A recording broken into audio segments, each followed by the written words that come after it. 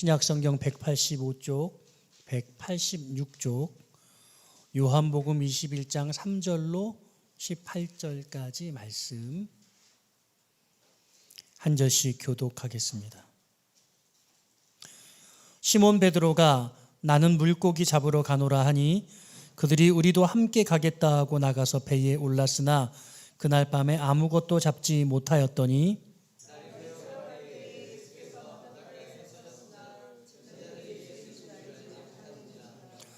예수께서 이르시되 얘들아 너희에게 고기가 있느냐 대답하되 없나이다.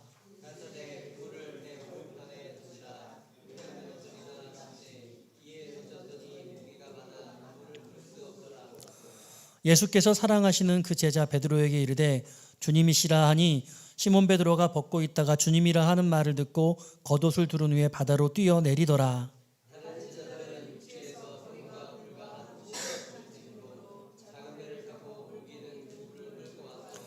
육지에 올라보니 숯불이 있는데 그 위에 생선이 놓였고 떡도 있더라. 시몬 베드로가 올라가서 그물을 육지에 끌어올리니 가득히 찬 큰 물고기가 153마리라 이같이 많으나 그물이 찢어지지 아니하였더라.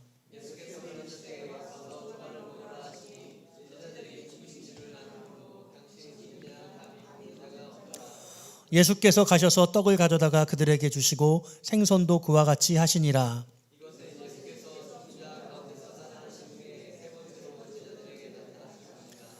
그들이 조반을 먹은 후에 예수께서 시몬 베드로에게 이르시되 요한의 아들 시몬아 내가 이 사람들보다 나를 더 사랑하느냐 하시니 이르되 주님 그러하나이다. 내가 주님을 사랑하는 줄 주님께서 아시나이다. 이르시되 내 어린 양을 먹이라 하시고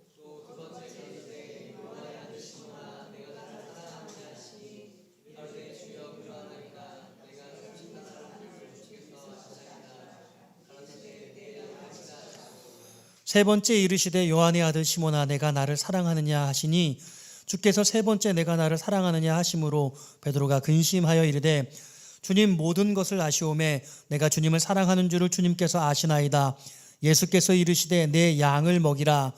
내가 진실로 진실로 내게 이르노니 내가 젊어서는 스스로 띠뛰고 원하는 곳으로 다녔거니와 늙어서는 내 팔을 벌리리니 남이 내게 띠띠우고 원하지 아니하는 곳으로 데려가리라. 아멘. 할렐루야. 오늘도 주 앞에 나오신 여러분들 또 온라인으로 함께 예배하는 모든 믿음의 지체들에게 하나님의 큰 은혜가 임하시기를 축복합니다. 우리 옆에 분들하고 인사할까요? 4월 한 달도 수고하셨습니다. 우리 축복합시다. 5월에는 좋은 일이 생길 거예요. 네. 제가 여러분들과 원투원을 하면서 여러분들의 요즘 상황이 참 어렵다. 특별히 이제 경제적으로 좀 많이 어려움이 크다. 여러분들 여러 가지 이제 마음의 불안정한 마음들 또 그 내면 세계 속에 경제적인 부분들에 대한 그런 고민들이 있다는 것을 느끼게 됩니다. 하나님이 그럼에도 불구하고 여러분들의 영혼이 평안한 가운데 있게 하시고 소망과 기쁨으로 이 모든 어려움들을 능히 이겨나가게 하실 줄로 믿습니다. 오늘 말씀의 제목은 다시 사랑하시는 주님, 다시 사랑하시는 주님이라는 제목으로 말씀을 준비했습니다. 다시 사랑할 수 있을까요? 여러분들의 남편과 여러분들의 아내와 다시 사랑할 수 있겠습니까? 어렵다고 봅니다. 예, 우리 집사람한테 그런 얘기 하니까 예, 우리 다시 만나지 말자. 예, 뭐 그런 얘기를 농담처럼 막 웃으면서 했어요. 다시 사랑할 수 있습니다. 물론입니다. 구관이 명관이라는 말이 있죠. 조강지처라는 말도 있습니다. 둘 다 이전 사람이 더 좋은 사람이라는 그런 뜻입니다. 물론 새로운 사람이 꼭 나쁘다는 말만은 아닙니다. 온고지신이라는 말도 있죠. 옛것을 새것처럼 만들 수 있다면 여러분 그게 더 좋지 않겠습니까? 원래 삶이라는 게 상처투성이입니다. 인생은 구질구질합니다. 나이스하지 않습니다. 미워하고 다투고 아각거리고 그러는 게 인생입니다. 좋은 것만 꾸며져 있지 않습니다. 너무 우아하게 살려 하지 마십시오. 우아한 척 할수록 꼴불견입니다. 부모가 아무리 미워도 부모이고 자식이 아무리 미워도 자식인 겁니다. 내 부모, 내 새끼가 그래도 최고입니다. 심파가 따로 없습니다. 인생이 심파입니다. 미워도 다시 한번. 이 영화 모르는 사람들은 아직 젊은 사람들이에요. 미워도 다시 한번. 옛날 흑백 영화였죠. 드라마로 보면 심파인데 알고 보니 저와 여러분들의 인생이 심파입니다. 요즘 젊은이들은 엄청 쿨한 척합니다.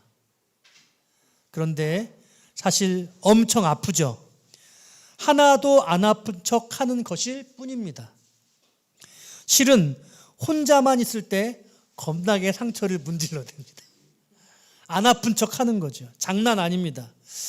저는 이런 점에서 요즘 젊은이들이 정말 재수 없습니다. 예, 제가 만든 말인데 한마디로 개재수입니다. 예. 요즘에는 그 개라는 접두어를 좋은 것과 나쁜 것에 혼용해서 씁니다.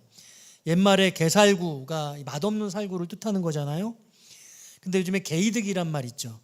실속을 제대로 차린다는 긍정적 의미의 신조어, 개이득이다 이런 말이 있습니다. 요즘은 좋아도 개좋아, 싫으면 개싫어, 개좋아도 가능하고 개싫어도 가능합니다. 정말 개판 아닙니까? 상처받고 싶지 않은 마음에 이런 일이 아무런 상처받지 않은 것처럼 폼잡아봐야 사실은 별거 없는 겁니다. 차라리 그냥 아프다고 하십시오. 그게 훨씬 인간적입니다. 만일 내가 먼저 이별을 통보받을 것 같으면 먼저 내가 헤어지자고 말합니다. 이것저것 생각하면 마음이 불편하니 그냥 씹거나 아니면 일십, 답하지 않습니다. 그냥 나와버립니다. 단톡방을. 그리고 나서 다시 만나지 않습니다. 여러분, 그러면 그뿐입니까? 세상에 너무나 많은 이들이 무가치한 취급을 당하고 있습니다. 어쩌면 우리도 그래서 상실한 마음을 가지고 이전에 나왔을지도 모르겠습니다. 다른 이들을 외면하면서 우리 스스로 동시에 타자가 되어가고 있습니다. 저는 그래서 연연하는 걸 좋아합니다. 더욱 연연하기로 했습니다. 연연하는 마음이 없으면 사람이 아닙니다. 인간은 연연하는 존재입니다. 저는 교우들에게 엄청 연연합니다. 작은 것 하나에 서운해하고 사소한 것 하나에 감동합니다. 그래서 저는 이 산위의 교회가 너무 좋습니다. 저의 모든 희로애락이 이 공동체에 담겨져 있습니다. 예수님도 제자들에게 연연하셨습니다. 제자들의 행동을 생각하자면 여러분 충분히 그들 정남이가 떨어질만 합니다. 그 행동을 생각하면 충분히 배신했다고 생각할 것입니다. 그것을 보는 제가 다 속상합니다. 그런데 우리 주님은 속도 없습니다. 여러분, 자식이 부모를 배신합니까? 부모가 자식을 버릴 수 있습니까? 요즘 매스컴에 보면 그런 후레 자식, 후레 부모도 있기는 한 것 같습니다. 그러나 우리 주님은 아니죠. 주님은 제자들을 끝까지 사랑하셨습니다. 아무리 못나도 그 못난 제자들을 모두 다 어루만져 주셨습니다. 저는 그래서 주님이 좋습니다. 나 같은 못난이도 사랑하실 테니까. 여러분같이 저같이 모질이도 사랑하실 테니까. 그러니까 여러분 너무 잘난 척하지 않았으면 좋겠습니다. 그냥 내 못난 모습도 보여주면 좋을 것 같아요. 저는 목사로서 설교를 할 때 자랑보다는 저의 부끄러움을 많이 고백하는 편입니다. 내 부끄러움을 오픈할 때 여러분들도 여러분 자신의 부끄러움을 내놓을 수 있다면 우리는 서로 위로하고 못난 우리가 좀 더 보듬어 줄 수 있지 않을까, 그런 생각 때문입니다. 안과 밖이 다르면 삶이 피곤합니다. 이중적 삶은 체질에 안 맞습니다. 그러니까 오늘은 그냥 못난 모습 보여주면서 우리 서로 미워도 다시 한번. 우리 옆에 분하고 인사할까요? 미워도 다시 한번입니다. 네. 예, 여러분 이거 궁금하신 분들은 영화 찾아서 한번 보세요. 네. 오늘 본문의 내용으로 들어가 볼까 합니다. 예수님께서 십자가에 돌아가셨습니다. 실로 위대한 일을 행하셨죠. 모든 인류의 죄의 문제, 저와 여러분들의 문제를 다 해결해 주셨습니다. 그런데 제자들에게는 이게 조금 다른 의미였던 것 같습니다. 제자들은 이 주님의 십자가 사건, 그러니까 주님의 죽음 이후에 어떤 모습을 보여주고 있습니까? 그들은 적어도 그들 생각은 스승을 잃어버린 게 된 것입니다. 마치 어린아이가 그 부모를 잃어버린 것처럼 무엇을 해야 될지를 완전히 놓쳐버린 상태, 망연자실한 상태, 어리둥절한 상태, 무엇을 해야 할지 모르는 그런 상태에 놓여 있었던 것 같습니다. 그런데 그런 제자들에게 부활하신 주님이 나타나셨습니다. 그리고 그 갈릴리 강가에서 제자들과 아침 식사를 하는 모습을 오늘 본문이 보여줍니다. 그리고 이 시간이 얼마나 흘렀는지 모르겠지만 그 식사를 다 마치시고 주님께서 그 여러 제자들 가운데 가장 수제자였던 제자 베드로에게 이렇게 물으시는 거죠. 너 나 사랑해? 아직도 나 사랑하니? 베드로가 뭐라고 말합니까? 당근이지. 당연하지. 알면서 왜 물어보세요? 근심하며 대답했다고 성경이 말씀하고 있습니다. 그러자 주님께서 다시 베드로에게 모든 것을 잃어버렸던 그것들을 다시 회복해 하시면서 내 양을 먹이라. 다시 일할 수 있는 권한과 기회를, 소망을 불어넣어 주시는 내용이 오늘 본문의 내용입니다. 저는 오늘 본문을 가지고 다시 사랑하시는 주님이라는 제목으로 말씀을 준비했어요. 첫 번째로 오늘 본문을 통해서 묵상해 볼 매우 중요한 키워드가 있는데 본문 여러분 3절에 등장하고 있습니다. 우리 3절 말씀 같이 한번 읽어볼까요? 시작.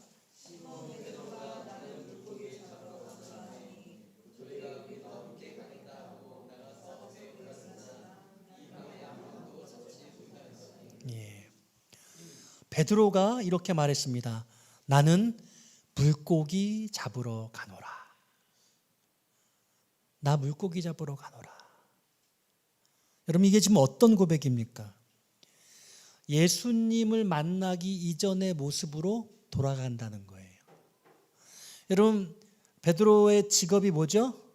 이름에 잘 나와 있어요. 베드로. 네.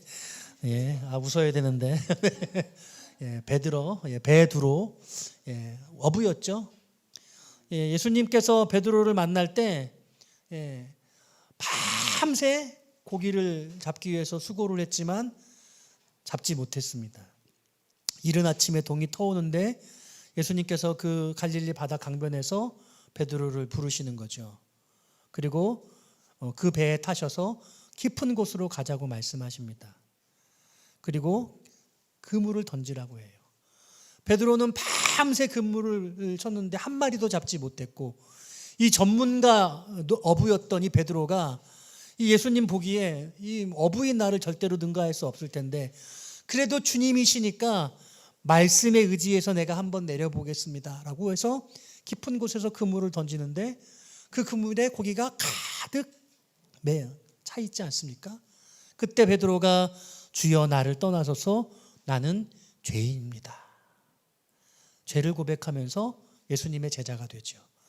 그때 예수님이 뭐라고 말씀하세요? 나를 따르라. 이렇게 말씀하셨단 말이죠. 여러분들이 예수를 믿고 믿음 생활하면서 주님을 따르기로 한 그 결정, 그때 같은 그런 고백이 베드로에게 있었던 거예요.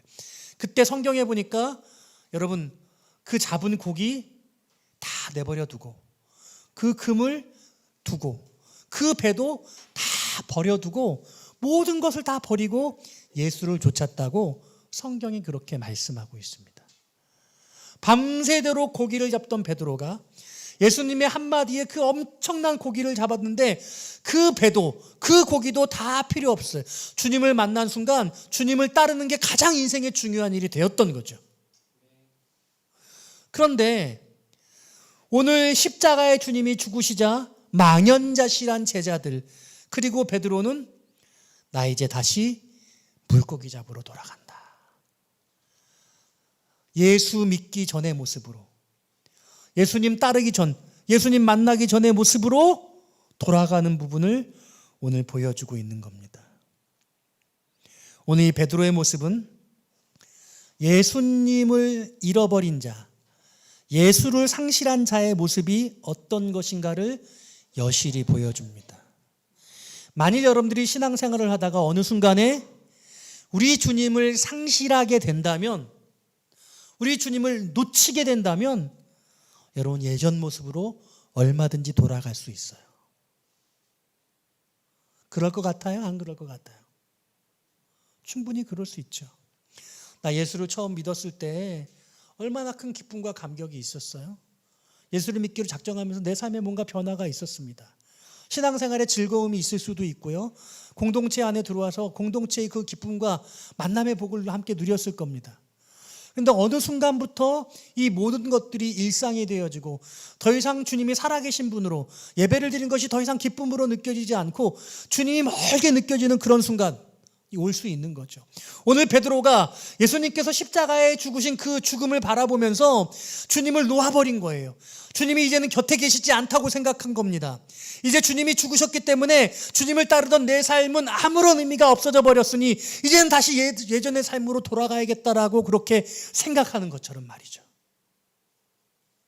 오늘 우리도 예수 믿다가 어느 순간에 그 주님을 놓쳐버리고 예수 믿지 않던 삶으로 그렇게 무너져 버릴 수도 있다는 것을 오늘 본문은 분명히 말씀해 주고 있는 것이죠.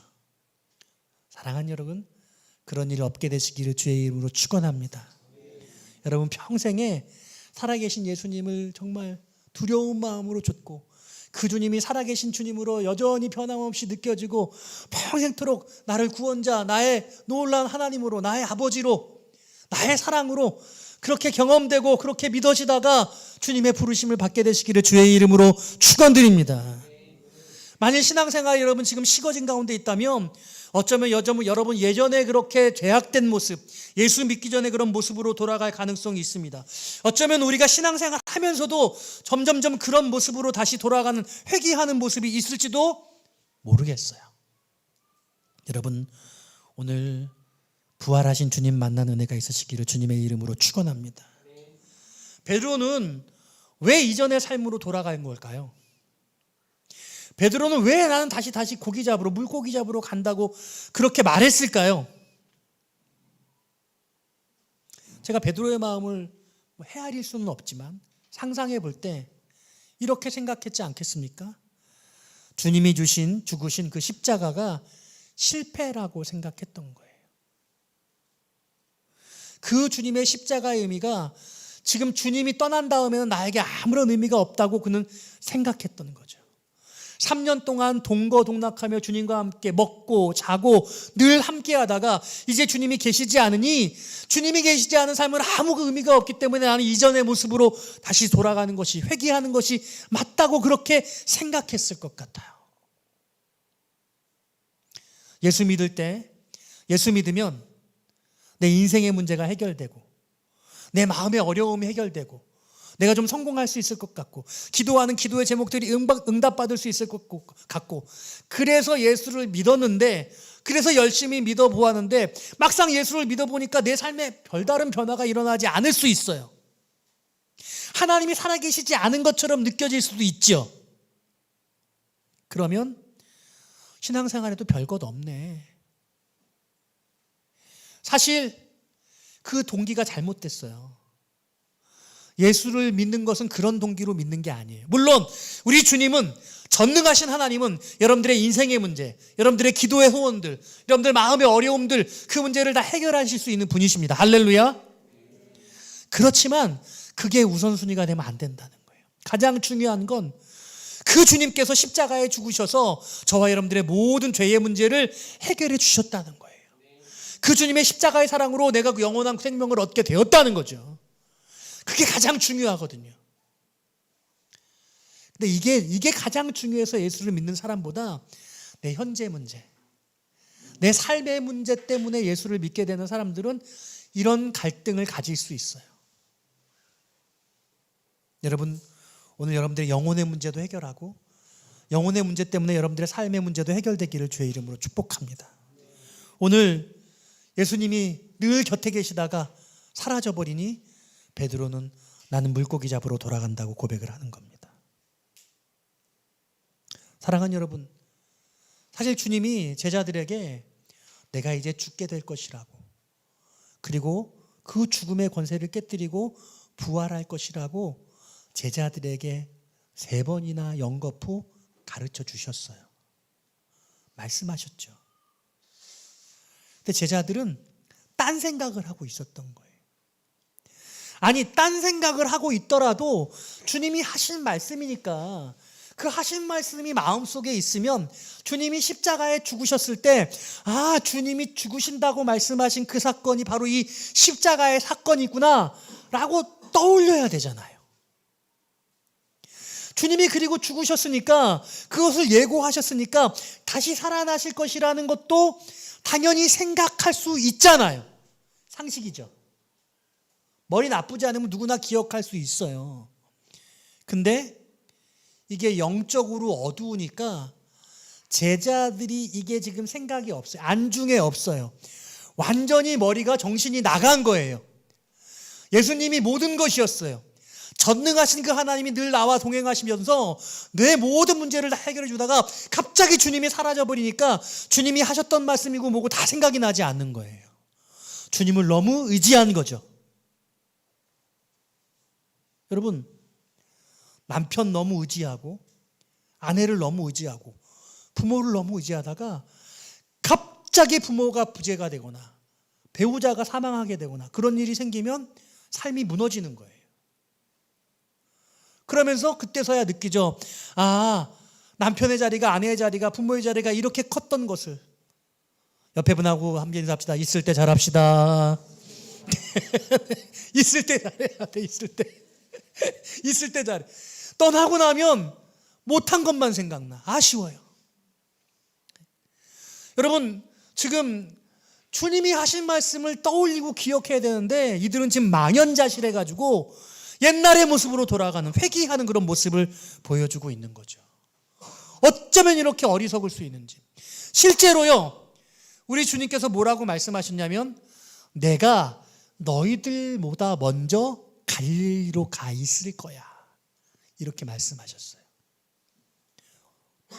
마태복음 26장 32절, 마가복음 14장 28절, 그러나 내가 살아난 후에 너희보다 먼저 갈릴리로 가리라, 이렇게 말씀하셨거든요.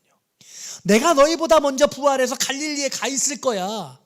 오늘 실제로 본문에 보니까 예수님께서 이 제자들이 있는 갈릴리 바닷가에 오셔서 불도 피워 놓으시고 떡도 준비해 놓으시고 고기도 준비하셔서 다 구워가지고 다 먹을 수 있도록 만반의 준비를 다 해 놓으신 거예요. 근데 베드로가 153마리를 밤새 똑같은 일이 재현됐잖아요. 밤새 고기를 낚았는데 못 잡았어요. 한 마리도 못 잡았어요.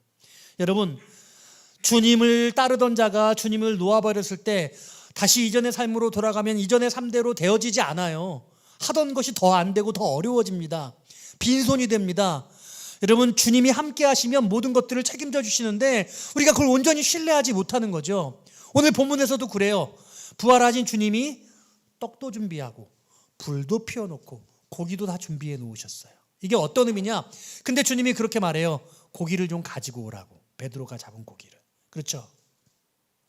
주님이 다 먹을 만큼 제자들이 먹을 수 있도록 다 준비해 놓은 거예요. 예수 믿는 저와 여러분들, 우리는 주님이 우리의 삶의 모든 것들을 다 책임지신 것을 믿으시기를 바랍니다. 우리의 죄의 문제도 해결하셨고 여러분 삶의 문제도 해결해 주신 거예요. 여러분, 무엇을 먹을까, 무엇을 입을까 염려하지 말라. 이는 이방인들이나 구하는 것이라. 하늘아버지께서 너희들에게 좋은 것을 입히실 줄로, 먹이실 줄로 왜 생각지 못하느냐. 먼저 그의 나라와 그 의를 구하라. 그리하면 모든 것을 너희에게 더하시리라. 할렐루야. 우리는 삶의 문제 때문에 걱정할 필요가 없다는 약속의 말씀을 가지고 있는 사람이에요. 여러분 열심히 사세요. 그리고 도전하세요. 그런데 걱정하지는 마세요. 하나님이 책임져 주세요. 단지 우리가 물어야 할 것은 내가 내 생애를 위해서, 내 먹고 마시는 것을 위해서, 내 부귀 영화를 위해서 살고 있는지, 하나님의 나라와 의를 위해서 살고 있는지 그것만 점검하면 돼요. 하나님의 나라와 의를 위해서 살고 있다면 하나님이 모든 것을 다 책임져 주시겠다는 약속의 말씀이 이미 있는 거예요. 근데 우리는 막 살면서 몸부림치면서 뭐가 잘 안 돼가지고 이런저런 어려움들로 주님 앞에 나오잖아요. 그 어려움이 하나님의 나라와 의를 위한 삶으로 사는 가운데 생긴 어려움인지, 여러분들이 여러분 자신의 생애를 살아가기 위해서 겪는 어려움인지 여러분들은 오늘 말씀드리면 바로 아실 수 있을 거예요. 우리 주님께서 그런데 이 제자들이서 먹을 것을 다 준비해 놓으시고 불도 다 피워 놓으시고 그냥 베드로가 물고기 잡은 거 안 가져와도 되는데 고기를 가지고 오라고 해요. 너희들의 수고, 베드로의 수고를 기억하시는 거예요. 그래서 그것도 같이 함께 식사의 자리에 놓고 함께 식사하는 모습을 보여주고 있는 것이죠. 그러니까 주님이 십자가에 죽으시기 전에 그 주님의 죽음과 주님의 부활도 이미 예고되었고, 심지어는 제자들이 자신이 떠난 그 주님으로 말미암아 완전히 망연자실하고 정신적으로 멘붕에 빠져서 주님으로부터 떠나버려서 갈릴리에서 헤매고 있을 것을 주님은 이미 알고 있었던 거죠. 주님의 말씀을 잘 이해하고 있었다고 한다면, 맞아, 주님이 죽으신 것이, 주님이 말씀하신 것이니 우리보다 먼저 갈릴리로 가신다고 말씀하셨지, 나 갈릴리 가서 부활하신 주님 만날 준비해야지, 이런 제자들은 오늘 보이지 않아요. 그런 제자들은 없었어. 그러니까 예수님이 부르신 제자들은 그렇게 막 명석하거나 이 모든 상황을 다 극복할 만큼 그렇게 대단한 능력자들은 아니었던 거죠.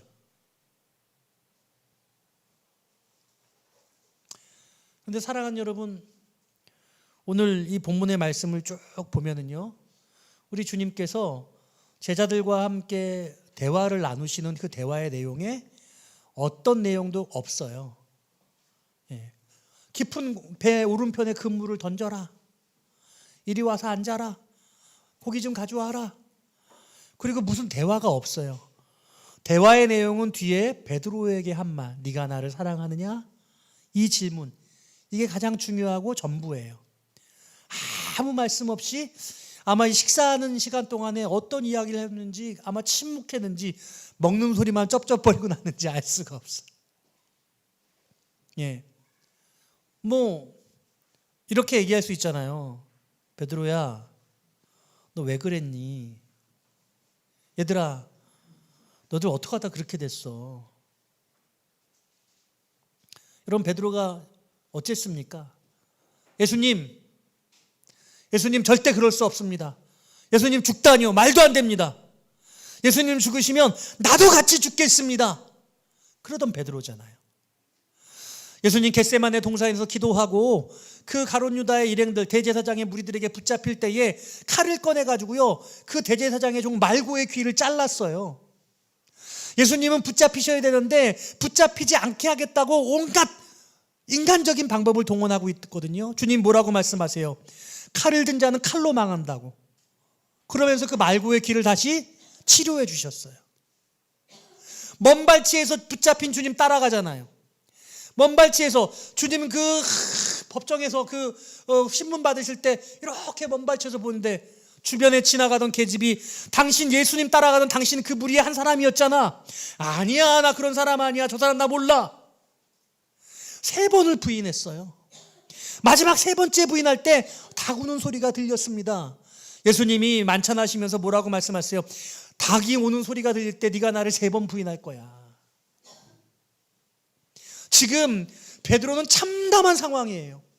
자기는 막 뜨거운 마음으로 주님과 함께 죽을 수 있다고 그렇게 자신했는데 실패와 실패, 내 안에 있는 부끄러움의 모습들을 다 드러내고 고기 잡으러 다시 옛날의 모습으로 돌아간 상태입니다. 그런데 우리 주님이 그런 베드로에게 한마디도 왜 그랬냐고 물지 않으시는 거예요.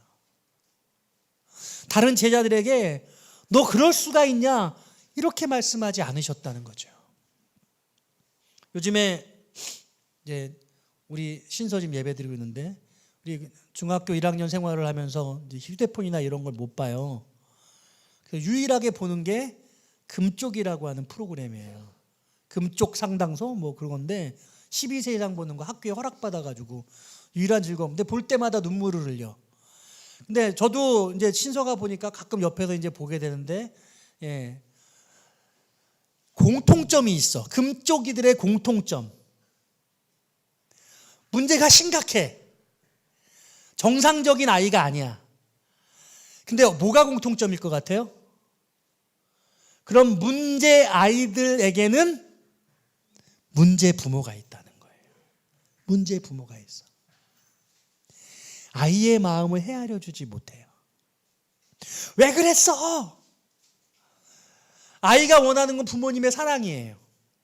자기 자신을 있는 모습 그대로 받아주는 거예요. 먼저 용납돼야 됩니다. 먼저 사랑을 받는 것이 중요해요. 아빠가 나를 사랑하고 있구나, 엄마가 나를 사랑하고 있구나, 이 사랑의 분량이 채워져야 그 다음에 그것을 기반으로 무엇인가 할 에너지가 생기는 거거든요. 근데 부모는 그렇지 않아요.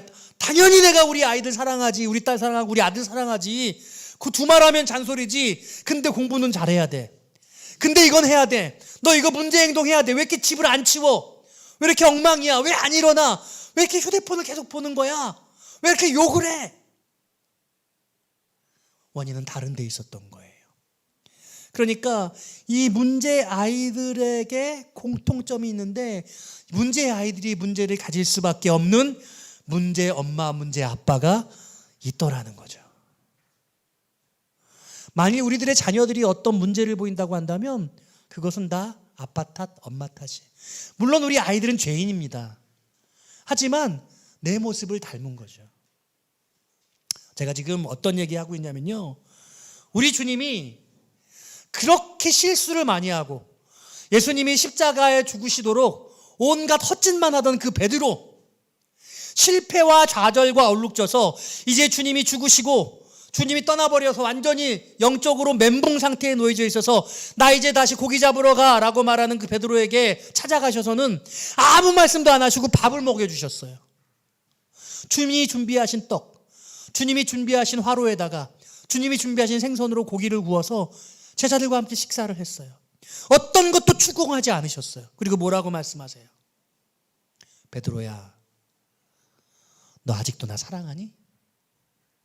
너 아직도 나 사랑해? 이게 무슨 말이에요? 주님이 이렇게 말씀하시는 거죠.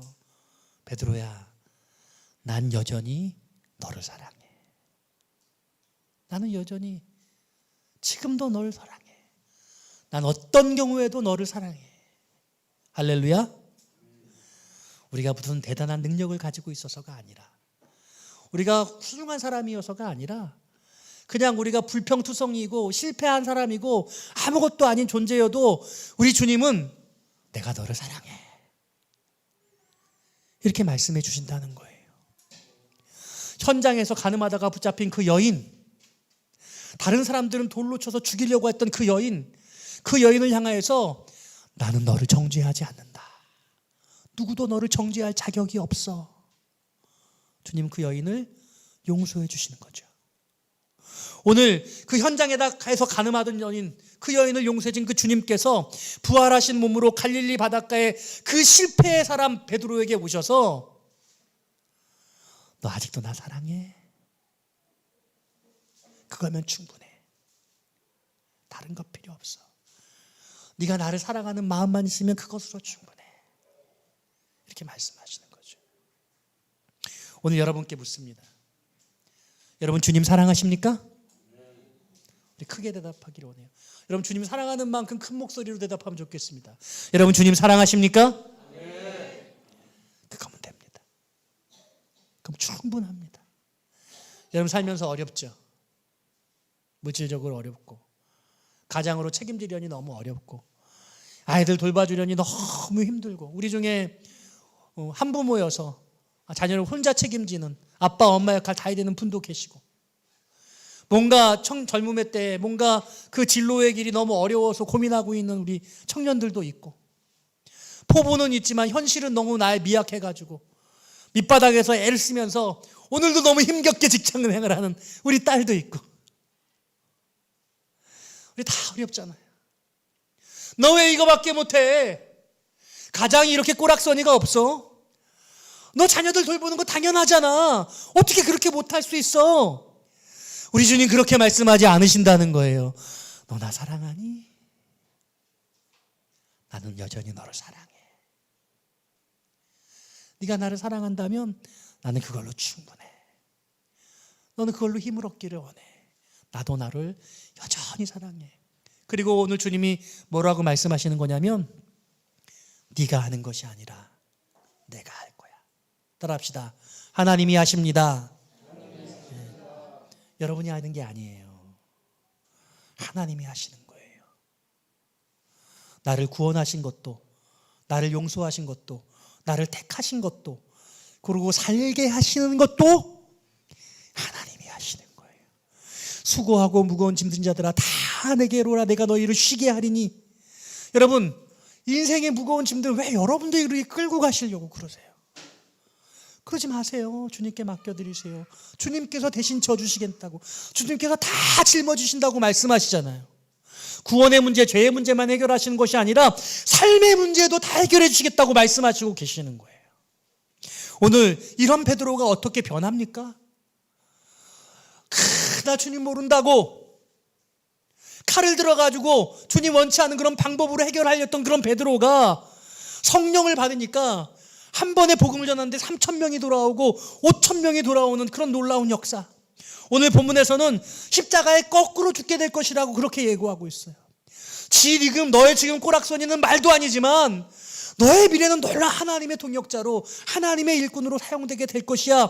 이 베드로를 향한 하나님의 놀라운 예고의 말씀이 오늘 주님을 통해 이루어지고 있는 거예요. 여러분 내가 무엇을 하려고 하면 나는 무너질 수밖에 없어요. 착잡해요. 늘 마음이 어렵고 힘들 뿐입니다. 근데 주님이 하시도록 하시기 바랍니다. 여러분들의 삶을 주님이 다스리시기를 축복합니다. 내가 하는 것 아닙니다. 그러니까 만군의 여호와의 열심으로 이 일을 이루시리라.